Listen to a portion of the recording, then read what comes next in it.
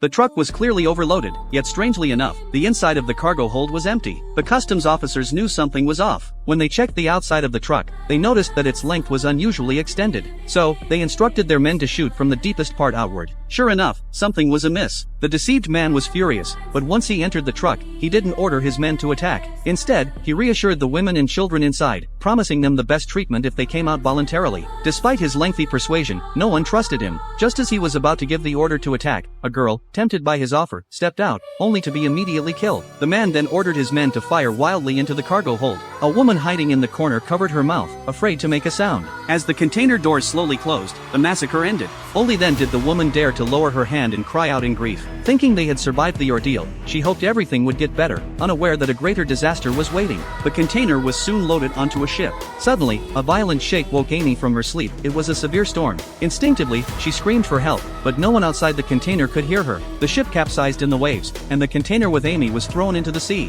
When she regained consciousness, she found herself adrift on the open ocean. The container had taken in a lot of water and was slowly sinking. Desperate to survive, Amy pried open a wooden box hanging above her, only to find it filled with lunchboxes. Feeling hopeless, she noticed that the edges of the lunchboxes were fixed with rubber tubes. She used these tubes to create a makeshift drainage system. As Amy pondered her next move, a sharp pain in her abdomen signaled that she was going into labor. After a painful struggle, she successfully gave birth to her child. Although the baby was healthy, Amy faced a new challenge. Without food, she couldn't produce enough milk. She had to find a way out of the container quickly. The next day, Amy came up with a plan to escape. She soothed her baby and began her efforts. The container only had one side left uncut, so she found a leverage point and started prying it open like a can. She gripped two ropes tightly and pulled with all her strength. After much effort, the gap in the container widened, giving Amy a glimmer of hope. Eventually, she managed to completely open the iron plate. However, once she climbed out of the container, despair set in. She was still adrift on the open ocean. Determined to escape, Amy wrote numerous SOS letters, placed them in the lunchboxes, and threw them into the sea, hoping that a passing ship would find them. This movie is called No Place to Survive.